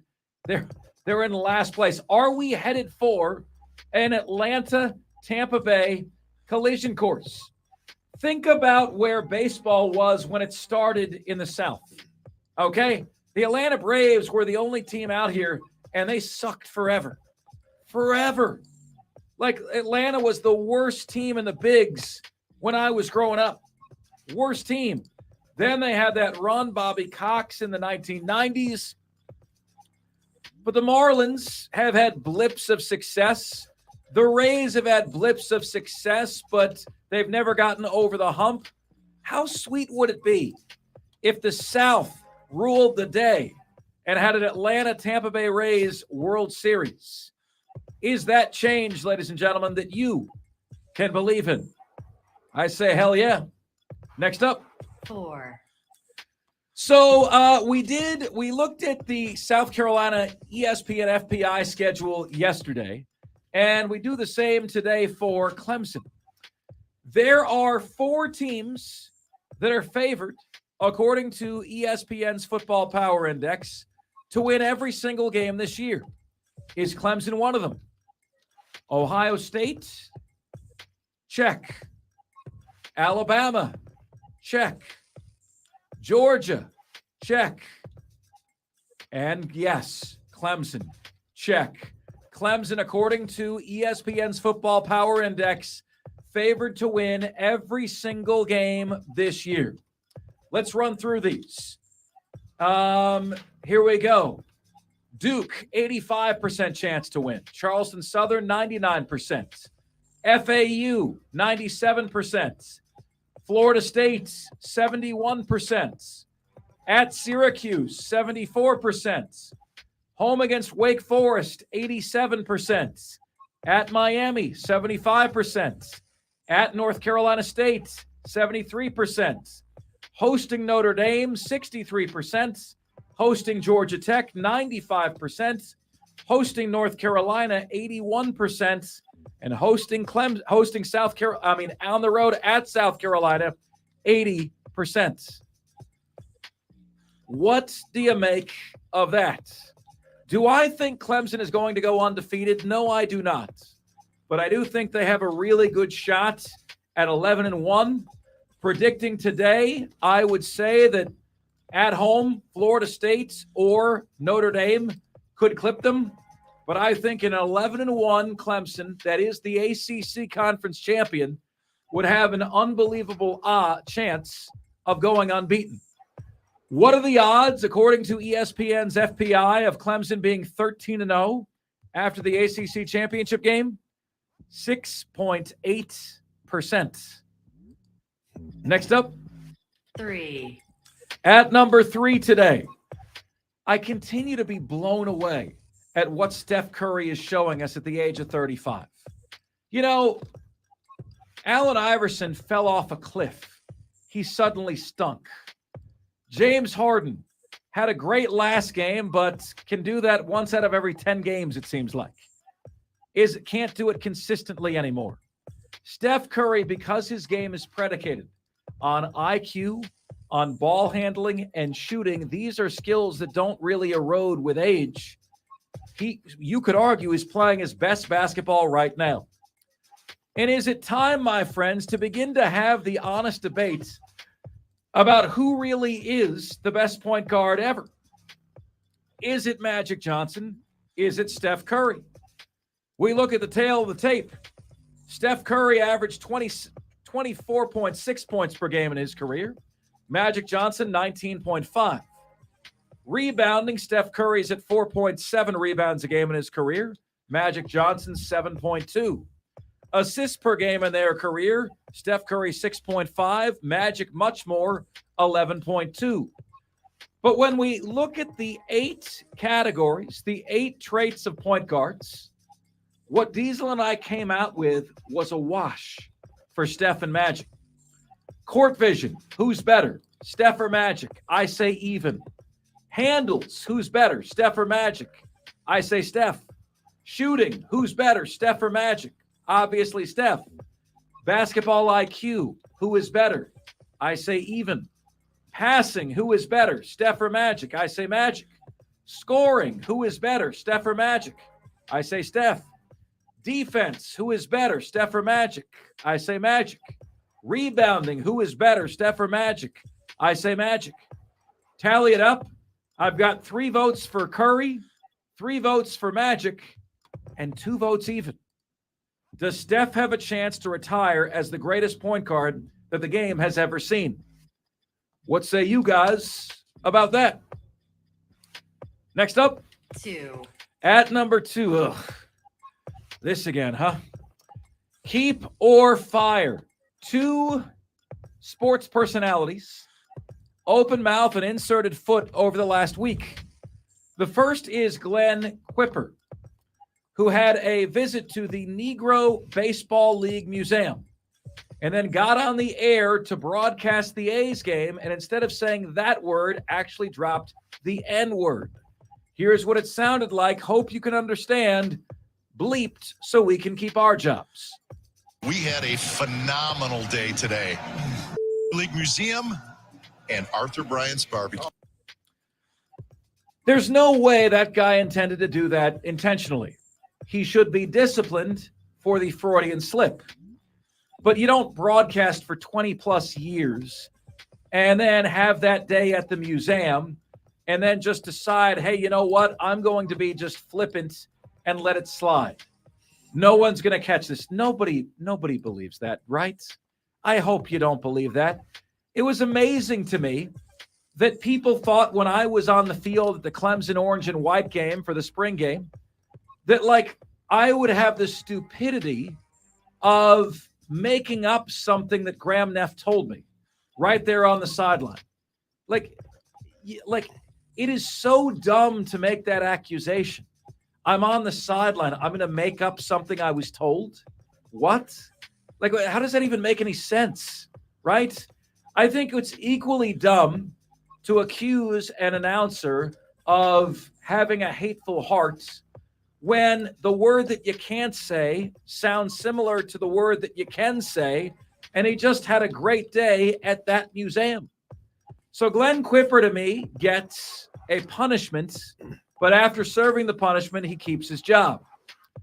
Bob Huggins, on the other hand, dropped a gay slur not once but twice yesterday in an interview on Cincinnati radio talking about his hated rival Xavier.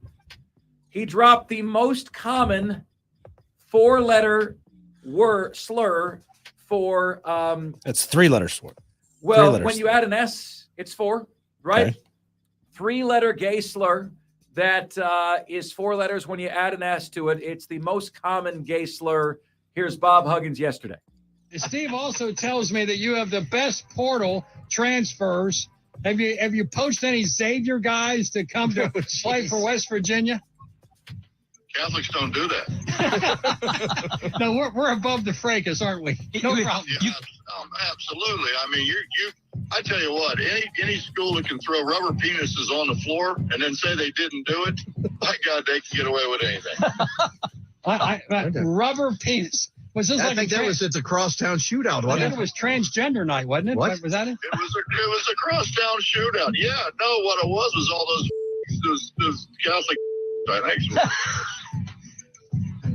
All right. They were envious they didn't have one. Well, I think there needs to be some discipline for the radio hosts as well. Ooh. There were 2 that were quiet. There were 1 that kept laughing. And I know you're having a fun time on the air with Coach, but that ends it right there. And I invite you guys to hold me to that same standard, okay? There will be at some point somebody who we have on the air that says something very hurtful and offensive, and I expect you to hold me to the standard that I should cut him immediately if he says something like that. And we should be disciplined if we're chumming it up with him after that fact. I would keep Quipper and I would fire Bob Huggins. If you're making those decisions, what decision do you make? And finally, number 1 here today. Who are the top 10 teams, according to Mark Ryan, entering the 2023 college football season? Number 10, I'm going with Utah because no coach gets more out of less than Kyle Whittingham. Back-to-back Rose Bowl appearances, back-to-back Pac-12 titles, lost both Rose Bowls, competitive in both, lost both of them because Cam Rising, their quarterback, was injured in both. Concussion in one, a torn ACL in the other. They also lose first-round pick, tight end, Dalton Kincaid to the NFL. Very good conference this year. I think the Pac-12 this coming season is the second best conference in all of America. But I think Utah is really damn good. And I think the only chance in Hades that Florida has to beat them is if Cam Rising still isn't back from his torn ACL in week number 1. Number 9, Washington. Kalen DeBoer, what a debut season. Returns one of the best quarterbacks in the country, Michael Penix Jr., is the preseason favorite to win the Pac-12 over USC. Number 8, LSU. Year 2, Brian Kelly, Jaden Daniels and company. One of the best defensive lines in America. Number 7 on my list, The Ohio State University. Ryan Day is under pressure now. He will be on the hot seat if he doesn't beat Michigan again. They've lost C.J. Stroud. They've lost their best offensive lineman, Paris Johnson Jr., and other offensive line talents. The defense is questionable. They've got to go to Michigan. Their quarterback replacement, Kyle McCord, has not played a lot, but he has played well in his short stints. Ohio State, to me, number 7. I've got Notre Dame better than most, vying for a playoff berth. I'll go number 6 for the Fighting Irish with Sam Hartman in tow. Since starting 0-2, Marcus Freeman was 9-2 the rest of the way, finishing with a mark of 9-4 in his first year. I have USC number 5. No Gamecock fans, it is not you yet, although you're treading in the right direction. Caleb Williams could win back-to-back Heismans for all that is good and holy. Could throw for 5,000 yards and 30 touchdowns this year. But they only play on one side of the ball, offense. They have no D to speak of. Spell out USC, spell out Trojans. There is no D to be found. In 3 losses last year, 2 to Utah and 1 to Tulane, they gave up, wait for it, 136 points. That's 45 points a game. Can that D be fixed? Can it be helped with the addition of transfer portal signee, Georgia nose tackle, Bear Alexander? How's that name for a nose tackle? Bear. It's a great name. Alexander. App State had a guy whose name was Bear Hunter. Best ever. Bear Hunter. Great name. But it also fits with Appalachian State. Yeah. The Mountaineers. Boone, North Carolina fits perfectly. Number 4 for me, Clemson makes the college football playoff with a record of 12-1 ACC champs. Garrett Riley and Cade Klubnik click big time in the second half of the year. I say right now there's a better chance they'll lose to Florida State than Notre Dame. I don't think Florida State is great, but I think getting them at the beginning of the year with a new offense is problematic. I go Michigan number 3. Are you kidding me? Back-to-back winners of the Joe Moore Award for the best offensive line. They're going to make that 3 years in a row. All-American running back Blake Corum is back. J.J. McCarthy is back. Bully ball with Jim Harbaugh is back. This team is going back to the playoff for the 3rd year in a row. They are. Number 2 for me is Alabama. Can you imagine Alabama missing the college football playoff for the 2nd year in a row? Neither can I.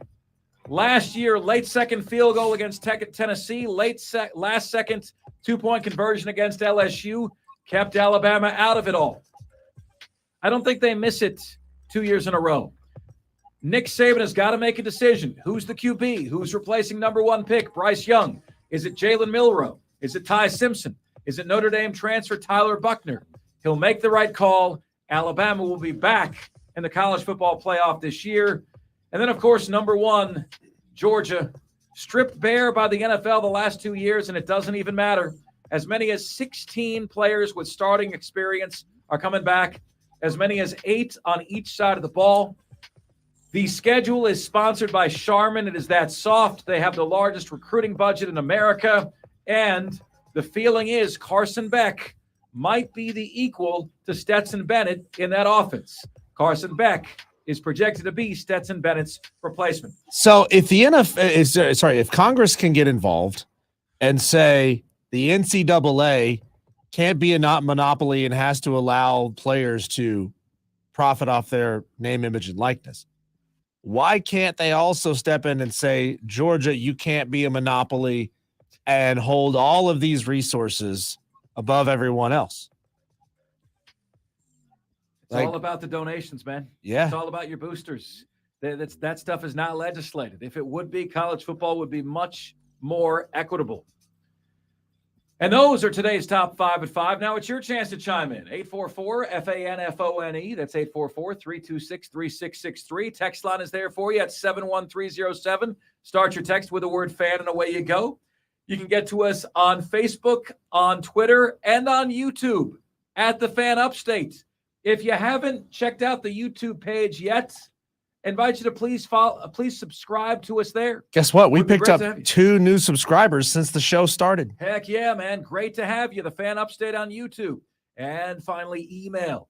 You guys can all email the show. Mark Ryan, that is M-A-R-C Ryan, at thefanupstate.com. All the different ways you can get in touch with us here on the most interactive sports radio show anywhere. Coming up next, a national NBA guest, Keith Smith, joins the show with insights into all the series. This is the most interactive sports talk show anywhere. It's Offsides, Mark Ryan and Diesel, and we are the Fan Upstate.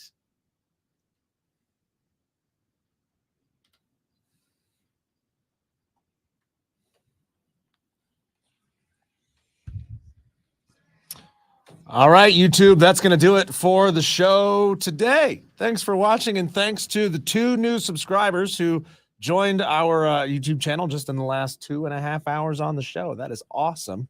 If you have not yet clicked that subscribe button, do it. Click that bell notification so that every day when we go live, you'll get a heads up, which, by the way, will be Thursday, the next day that we are going to go live. Mark is on location tomorrow at Ingles in Clemson. I'll let him tell you about that here in just a second. But we will not have a live stream tomorrow. Back to it on Thursday and Friday. Yeah, guys, thanks so much for joining us today. It's awesome to see this channel grow. We're getting so many comments here on the YouTube page. It's awesome. I really like to watch radio shows as well. I pick up a lot about like how the show works and how the dynamic works between host and producer. It's awesome to have you guys with us, man. Invite you to come out and say hi tomorrow. We'll be at Ingles Markets, 854 Old Greenville Highway in Clemson tomorrow. So hope to see you guys out there, and we'll see you back on the YouTube stream on Thursday. Don't forget, the best YouTube comment will be highlighted by Diesel at the end of the show. You'll get a shout out if you had the best YouTube comment of the day. We'll see you guys then. Also, we post up videos. Try to post up at least one video from the show every day. It would really, really help our channel if you would watch the video that we post up from the show that day. Watch it all the way through. There's something about the algorithm that just loves when you watch a large portion of the video. So if you would do that, KC Chiefs Chad, he just said he's the third person to subscribe to our channel today. Thank you, KC Chiefs Chad. Subscribe to our channel and watch the videos when we put them out. That is the absolute best way to help out our channel, to help it grow, to help spread this content into more and more new people's feeds. So thank you very, very much for that. And we will see you here on the web stream here on YouTube on Thursday at 3 o'clock.